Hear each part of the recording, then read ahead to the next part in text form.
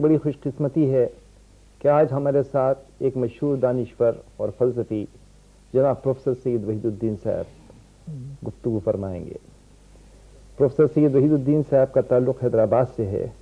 وہ بہت زمانے تک عثمانی یونیورسٹی میں فلسفے کے پروفیسر رہے اور وہاں سے ریٹائر ہو کر وہ دہلی یونیورسٹی میں آئے اور شعبہ فلسفے کے صدر مقرر ہوئے۔ وہاں سے وہ Indian institute of Islamic studies تشریف لائے جو دلی کا ایک مشہور ادارہ ہے، اور وہاں ڈپارٹمنٹ آف کمپیریٹو ریلیجن کے صدر مقرر ہوئے اور آج تک اس حیثیت سے وہاں کام کر رہے ہیں۔ میں پروفیسر وحید الدین صاحب سے عرض کروں گا کہ میرے آپ کے پرانے تعلقات ہیں، قریب 18 برس پرانے تعلقات ہیں۔ میں نے آپ سے بہت سے علمی مسائل پر گفتگو کی ہے۔ آج میں آپ سے صرف آپ کے خاندانی حالات اور آپ کے ذاتی افکار و خیالات کے متعلق کچھ سوالات پوچھوں گا۔ تو پروفیسر صاحب، سب سے پہلے تو آپ یہ فرمائیں کہ آپ نے حیدرآباد میں جو تعلیم حاصل کی وہ کن اساتذہ کے تحت کی؟ کچھ اپنے اجداد کے بارے میں اور اپنے خاندان کے بارے میں بتائیں۔ اوصاف صاحب، بات تو یہ ہے میرے خاندانی حالات کا بھی کوئی عجیب معاملہ ہے۔ میرے دادا کا تعلق پنجاب سے تھا، یعنی پنجاب کا وہ علاقہ جو آج کل پاکستان میں ہے، اور وہ بہت اچھے خوش نویس تھے اور ان کا تعلق چشتیہ سلسلے سے تھا۔ چنانچہ بہت بڑے مشہور صوفی حضرت سلیمان طرنطبی کے خلیفہ تھے وہاں سے۔ لیکن میرا تعلق صرف پنجاب سے نہیں رہا، لیکن میرے ننیال کا تعلق ارکاٹ سے تھا۔ میرے نانا ارکاٹ سے متعلق تھے اور ان کا تعلق مدراس، ایک لحاظ سے مدراس سے تھا، لیکن میری دادی کا تعلق بیجاپور سے تھا۔ اس طرح سے بیجاپور، ارکاٹ اور پنجاب تینوں علاقوں کی سرزمین کی کچھ خصوصیات شاید میرے میں آ گئے ہوں۔ دوسرا یہ ہے کہ میں نے جو تعلیم حاصل کی ابتدا میں وہ بہت ہی ناقص تھی۔ اس کی ایک وجہ یہ تھی کہ میرے والد کا ایسے اس وقت جوانی میں انتقال ہوا، عین شباب میں انتقال ہو گیا، شاید ان کی عمر کو 30 کے کچھ اوپر تھی، اور وہ حکومت سرکار عالی جان کی حکومت کہلاتی تھی، اس میں شعبہ جنگلات میں ملازم تھے۔ ان کا جوانی میں انتقال ہو گیا، اس وقت میری عمر شاید 2-3 برس کی تھی۔ آپ کی پیدائش کس سن کی ہے؟ میری پیدائش 1909 کی ہے، ستمبر 1909۔ تو اس وقت میری عمر شاید 2-3 برس کی تھی، اور چونکہ ذریعہ آمد میں کچھ نہیں تھا، ان کا جوانی میں انتقال ہو گیا اور وظیفہ بھی ان کو ٹھیک طور پر نہیں مل سکا، تو سب سے زیادہ میری دادی جو صاحب جائیداد بھی تھی انہوں نے میری پرورش کی۔ میرے ایک بھائی اور ایک بہن ہے۔ میرے بھائی اور بہن میرے نانا کے پاس چلے گئے، ان کو ہمارے نانا نے اور نانی نے ان کی پرورش کی، لیکن میری دادی نے میری پرورش کی۔ اس لحاظ سے سب سے زیادہ میں مرہون منت ہوں میری دادی کا۔ انہی کی وجہ سے میں نے تعلیم پائی اور انہی کی جائیداد پر میں یورپ گیا۔ تو آپ کی پیدائش بھی حیدرآباد میں ہوئی اور ابتدائی تعلیم بھی ابتدائی تعلیم بھی حیدرآباد میں ہوئی۔ ابتدائی تعلیم کس قسم کی تھی؟ ابتدائی تعلیم بھی بہت ناقص ہے، کیونکہ میرے والد نہیں تھے، تو پہلے تو کچھ جیسا کہ اس زمانے میں دستور رہا ہے اور اب بھی ہے کہ کچھ اساتذہ کو مقرر کیا جاتا ہے، کچھ ٹیچرس آتے ہیں اور گھر پہ پڑھاتے ہیں، تو گھر پر کچھ قرآن شریف اور کچھ اردو کی تعلیم گھر پر ہی ہونے لگی۔ وہاں سے کچھ عرصے کے بعد میں ایک ایسے اسکول میں بھیجا گیا جو خانگی اسکول تھا اور مدرسہ سیدیاں کہلاتا تھا۔ سیدیاں کے معنی سب بچوں کے ہاں، مدرسہ سیدیاں کہلاتا تھا، وہ خانگی اسکول تھا۔ اس کے بعد وہ اسکول جو مدرسہ سیدیاں کہلاتا تھا وہ سرکاری اسکول بن گیا اور ایک مڈل اسکول، سرکاری مڈل اسکول بن گیا، تو میں نے وہاں تعلیم پائی۔ اس طرح سے میری تعلیم کی ابتدائی تعلیم بہت ہی ناقص طریقے سے ہے اور میں کچھ ترقی نہیں کر سکتا تھا۔ میں وہاں کوئی طالب علموں میں اپنے ساتھیوں میں کوئی اپنا مقام پیدا نہیں کر سکتا تھا۔ اس واسطے اساتذہ مجھ سے زیادہ اساتذہ کو تشفی نہیں کر سکتا تھا میں۔ حتیٰ یہ کہ ایک دفعہ تو میرے اس کو لکھ دیا کہ انگریزی کے متعلق لکھ دیا کہ ہوپلیس۔ حالانکہ آپ کی انگریزی تحریر اور تقریر کے تو سب قائل ہیں، لیکن اس زمانے کا یہ تھا۔ اس کے بعد ایسا ہوا کہ جب میں مڈل سے فارغ ہوا اور ہائی اسکول میں داخلہ لیا، تب کچھ آگے بڑھنا شروع کیا میں۔ چنانچہ وہاں کا ایک مشہور ہائی اسکول تھا، سٹی ہائی اسکول، جو اب سٹی کالج کے نام سے مشہور ہے، اس میں داخلہ لیا۔ جب میں میٹرک سے فارغ ہوا تو وہاں سے میرے کچھ اپنے کو اپنے ماحول سے مطابق کرنے میں سہولت ہونے لگی. اور اسی زمانے میں جب میٹرک سے فارغ ہوا تو عثمانیہ یونیورسٹی کا قیام عمل میں آیا جہاں کا ذریعہ تعلیم اردو تھا. اب میرے لیے ایک بڑا مسئلہ یہ تھا کہ کیا میں اردو ذریعہ تعلیم سے عثمانیہ یونیورسٹی میں داخلہ لوں یا نظام کالج میں لوں جو مدراس یونیورسٹی سے ملک تھا اور جس کا ایک انگریزی تھا اور جس کا ایک خاص لکھات تھا اور وہاں کے اعلیٰ سوسائٹی کے لوگ اسی میں تعلیم پاتے تھے. لیکن میں نے عثمانیہ یونیورسٹی کو مخلوط کیا, منتخب کیا اور وہاں داخلہ دیا انٹرمیڈیٹ میں. اور میرے مضامین اختیاری تھے منطق, نفسیات اور فارسی. ان تین میں نے انٹرمیڈیٹ میں داخلہ دیا.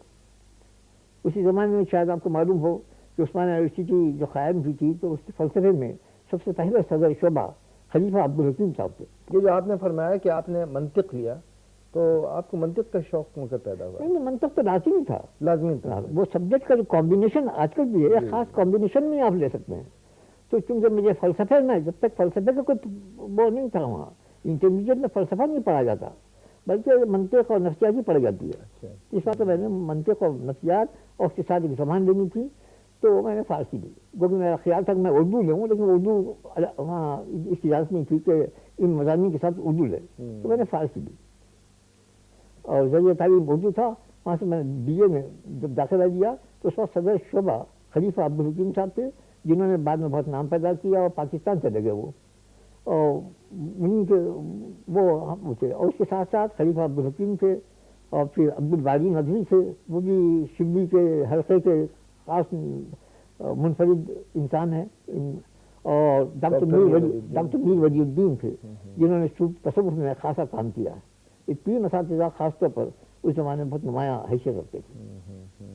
تو آپ نے اسلامی فلسفہ, مغربی فلسفہ اور ہندو فلسفہ بھی پڑھا. اس زمانے میں ایسا تھا کہ بی اے میں اسلامی فلسفہ اور ہندو فلسفہ دونوں لازمی تھے. کوئی شخص فلسفہ پڑھے تو اس کے لیے لازمی تھا خواہ کوئی ہو کہ اسلامی فلسفہ بھی پڑھے اور ہندو فلسفہ بھی پڑھے اور اس کے ساتھ ساتھ نفسیات, تاریخ فلسفہ, فلسفہ مغربی سب دوسرے مضامین شامل تھے. لیکن یہ دونوں مضامین بھی لازمی قرار دیے گئے تھے. آپ نے دوسرے علوم پر فلسفے کو کیوں ترجیح دی؟ شروع سے ہمارا رغبت جو ہے فلسفے کی طرف ایک قسم کا جستجو کا مادہ ذہن میں تھا اور ہر وقت سوالات کہ بھائی انسان کی. پھر آپ اعلیٰ تعلیم کے لیے آپ پھر جرمنی تشریف لے گئے. جب اعلیٰ تعلیم کے لیے مجھے خیال ہوا اس زمانے حالانکہ انگریزوں کا زمانہ تھا اور جرمنی جانے سے کوئی ارباب مقتدر اس کو کوئی اچھا نہیں سمجھتے تھے. انگریز ڈگری کی زیادہ مقصد تھی بس جرمن ڈگری. لیکن چونکہ مجھے خیال تھا کہ جرمن میں فلسفے کا خاص مرکز رہا ہے اور بڑے بڑے مفکر ہیں, اسی زمانے سے مجھے لگن تھی کہ میں کسی طرح سے جرمن جاؤں اور اس طرح سے مجھے خیال ہوا کہ میں جرمنی کا جرمن زبان سے واقفیت حیدرآباد میں بھی اس کا انتظام تھا اسی زمانے میں جرمن کی تعلیم کا. تو میں ایک صاحب تھے ڈاکٹر جعفر حسین, ان سے میں نے جرمن ابتدا میں سیکھنی شروع کی. جب میں جرمن گیا 1933 میں شاید, تو اس وقت میں کچھ تھوڑی بہت جرمن ضرور جانتا تھا اور میرا سب سے پہلے داخلہ برلن یونیورسٹی میں ہوا. لیکن ساتھ ہی جرمن یونیورسٹی کا حال یہ ہے کہ بہت سے یونیورسٹیز ہیں اور یونیورسٹی اس طرح سے نام ہوتا ہے اس کا کہ کون سے اساتذہ وہاں بس کار ہے. تو میں برلن میں بہت مشہور پروفیسر تھے نکولائے ہارٹمن, ان کا نام میں نے بہت سنا تھا تو خیال ہوا کہ میں ان کے پاس ان سے حاصل کروں. لیکن جرمن یونیورسٹی کا طریقہ یہ ہے کہ ایک سیمسٹر ایک یونیورسٹی میں داخلہ لے سکتے ہیں, دوسرا سیمسٹر دوسری یونیورسٹی میں لے سکتے ہیں. تو میں پہلا سیمسٹر برلن میں اور اس کے بعد برلن سے مجھے زیادہ تشفی نہیں دی. ایک وقت بڑے شہر میں اتنا آدمی کو اساتذہ سے اتنی قربت حاصل نہیں ہو سکتی. اس بات میں نے پھر ماربرگ یونیورسٹی جو مشہور اپنی زبانی کی مشہور یونیورسٹی تھی اور اب بھی ہے وہاں میں نے داخلہ لیا. تو 2 سیمسٹر اور وہیں سے میں نے ڈاکٹریٹ کی ڈگری حاصل کی. وہاں آپ کے اساتذہ کون تھے جرمنی میں؟ وہاں کے مشہور یوں تو اساتذہ بہت سے تھے لیکن ڈاکٹر روڈولف اوٹو کا نام ہے زیادہ مشہور. وہ فلسفہ مذہب وہ تو تھے عیسائی الہیات کے عالم لیکن فلسفہ مذہب میں بھی ان کی مشہور کتاب ہے the idea of the holy. The idea of the holy مشہور کتاب ہے. یہی نہیں بلکہ جب میں ان سے ملنے گیا تو انہوں نے اس بات کو کیا انتظام کیا کہ میں ان کے گھر میں رہ سکوں. کہ پروفیسر خود से किसी को अपने घर में रख नहीं सकता, लेकिन उनकी बहन जो कि बेवा थी उन्होंने बहशत मुझे गेस्ट पेइंग गेस्ट के अपने घर में रखा, तो उनसे मुझे क़ुर्बत का बहुत शर्फ हासिल हुआ और उनसे मैंने बहुत कुछ सीखा। फिर जर्मनी से फिर आप शायद फ्रांस? जब मैंने जर्मनी में तालीम ख़त्म कर ली तो मैं फिर फ्रांस का रुख किया। मेरा ख्याल था कि कॉन्टिनेंट के जितने असातिज़ा हैं उनसे मिलूँ, तो यूरोप के मशहूर जो मुफक्किर थे उस ज़माने के उनसे मिला। फिर मैं फ्रांस गया, वहाँ के बाद जो मशहूर मुफक्किर थे उनसे मिला।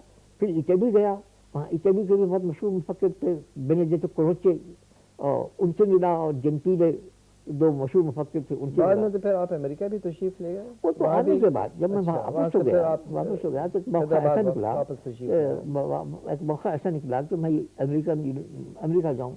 तो वहाँ मैं सबसे पहले तो बॉस्टन गया। बॉस्टन से मैंने मुख्तलिफ यूनिवर्सिटीज़ में लेक्चर्स दिए, तुरंत स्टैनफोर्ड यूनिवर्सिटी में, और फिर और भी दूसरे क्या ब्लेसडेल इंस्टीट्यूट मज़ाहिब के मुतालिक एक ब्लेसडेल इंस्टीट्यूट क्लेरमॉन्ट में है, वहाँ भी मैंने महीना 2 महीना क़याम किया, वहाँ भी लेक्चर दिए। इस तरह और एमरी अटलांटा जॉर्जिया में वहाँ भी लेक्चर दिए। इस बात अमेरिका की मुख्तलिफ यूनिवर्सिटीज़ में मैंने लेक्चर दिए। जब आप जर्मनी से हैदराबाद वापस तशरीफ़ लाए तो जहाँ तक मुझे ख्याल है एक बार आपने मुझे ये बताया था कि आप अंग्रेज़ी के उस्ताद मुकर्रर हुए, क्योंकि वहाँ फ़लसफ़े के लिए कोई जगह खाली नहीं थी। वहाँ ऐसा था कि फ़लसफ़ा जैसे कि आजकल भी है, लेकिन आजकल बहुत सहूलत में पैदा हो गई हैं, उस ज़माने में नहीं थी, कि फ़लसफ़े के तालिब इल्म बहुत कम होते थे।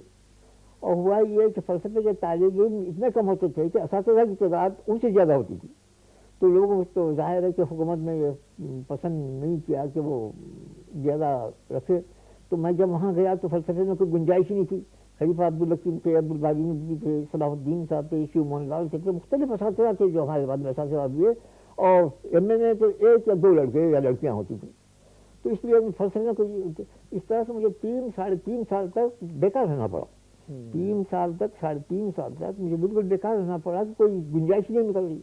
वहाँ एक शायद थे सैयद हुसैन, डॉक्टर सैयद हुसैन, ये भी अजीब खुदाई करनी है कि वो तो थे कीमिया के, लेकिन उनको जहन में क्या आया मालूम नहीं, उन्होंने मेरा नाम जो है शोबे अंग्रेज़ी के लिए सजेस्ट किया।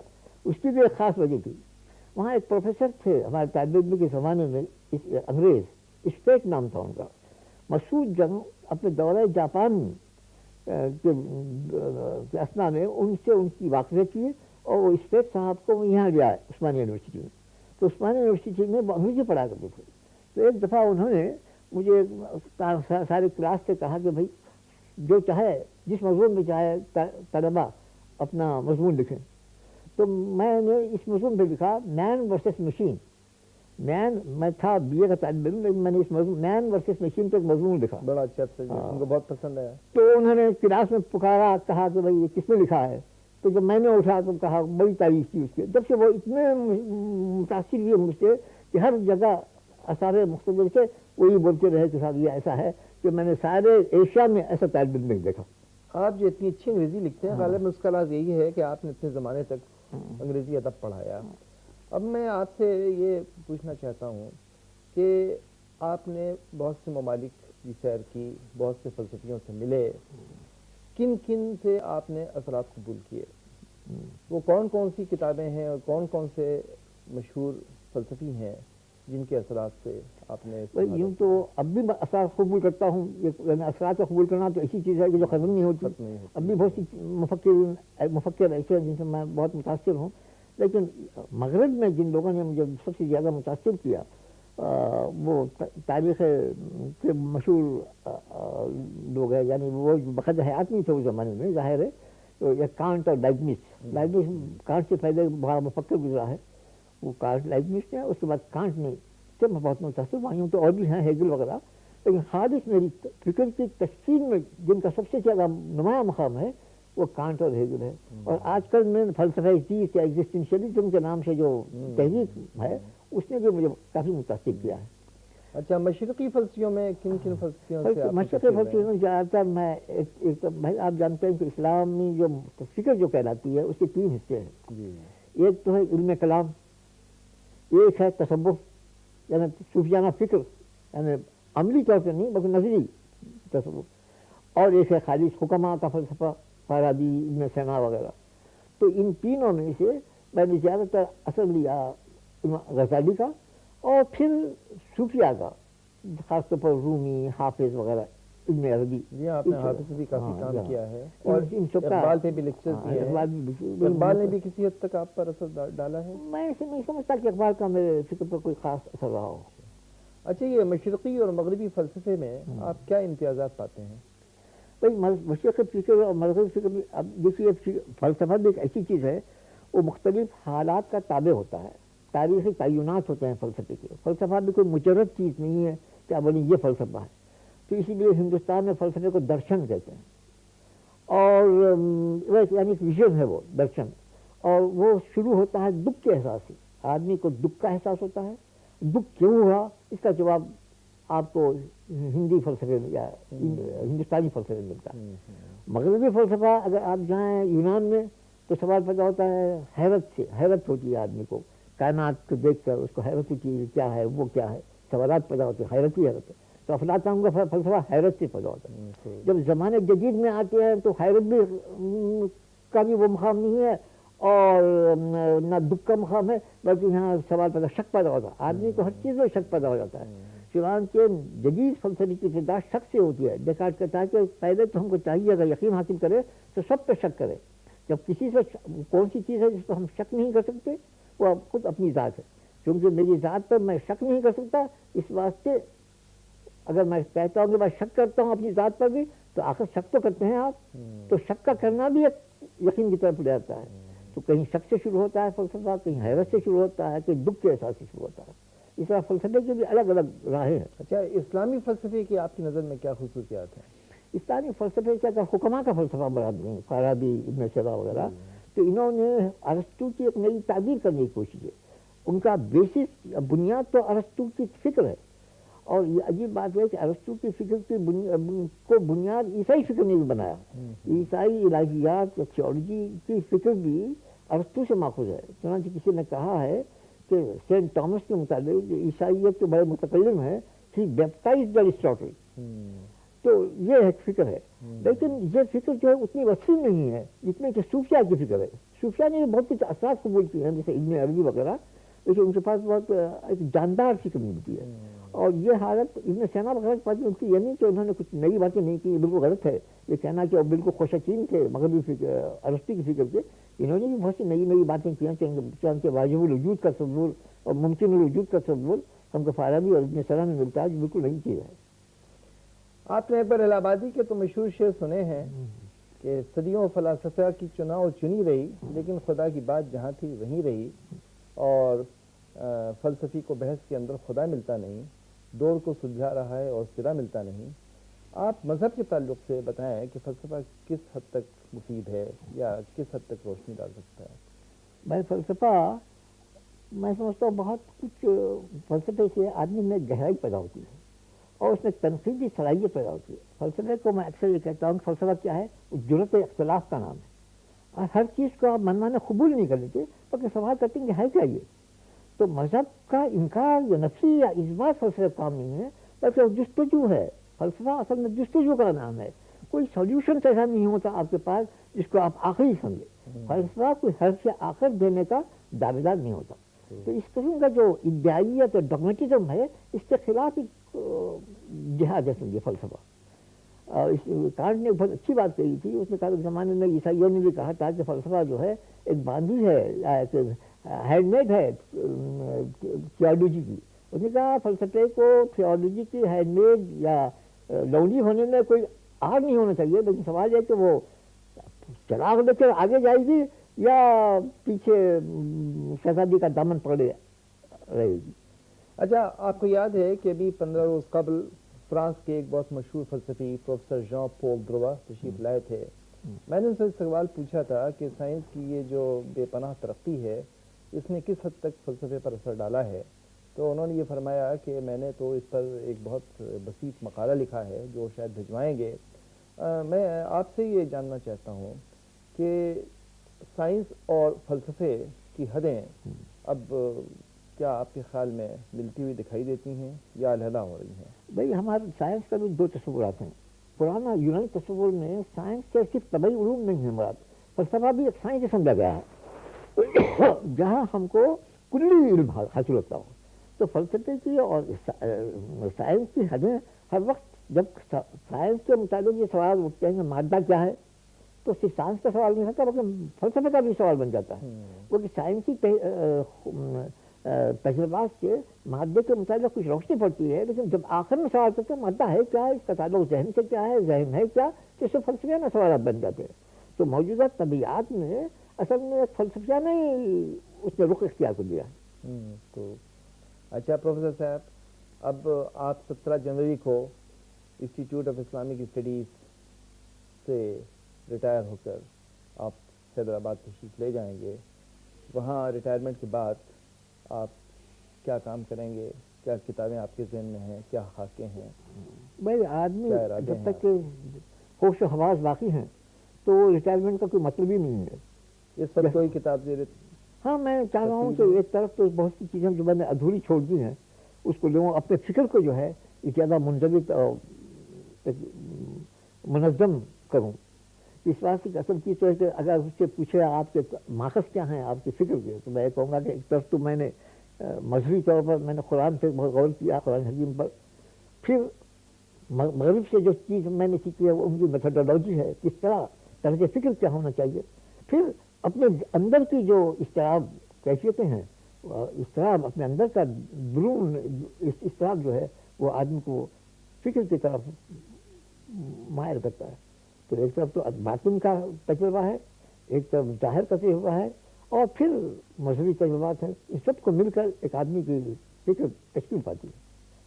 खैर, ये बहुत खुशी की बात है कि आप अपने वतन वापस तशरीफ ले जा रहे हैं, अपने ख़ानदान के जो फ़र्द हैं उनके साथ वक्त गुजारेंगे। आपके बच्चे भी वहाँ होंगे, एक साहबजादे शायद आपके बैंक में हैं जी, और इस वक्त उनकी पोस्टिंग शायद बॉम्बे में है। जी, एक साहबजादी आपके साथ हैं इस वक्त, जी, और एक की शादी हो गई, वे अमेरिका जी। चली गई हैं, और फिर आपकी अहलियाँ हैं और जी। आपके फुफल साहब जी। हैं माशाल्लाह। बहरहाल आपने काफ़ी तफसील से अपने ज़ाती हालात आज बताए, जिसका पहले मौका नहीं मिला था मुझे।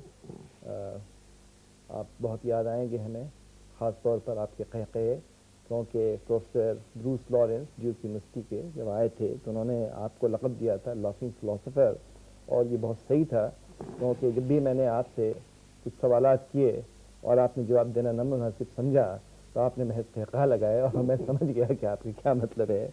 बहुत से सवालात मेरे ख्याल में कहक़हे में टाले जा सकते हैं, आपके कहक़हे याद आएंगे, आप याद आएंगे, और हमें उम्मीद है कि आपसे बहरहाल इस्तिफ़ादा करने का मौका मिलता रहेगा और मुलाकातें होती रहेंगी। शुक्रिया, आपको बहुत शुक्रिया। शुक्रिया।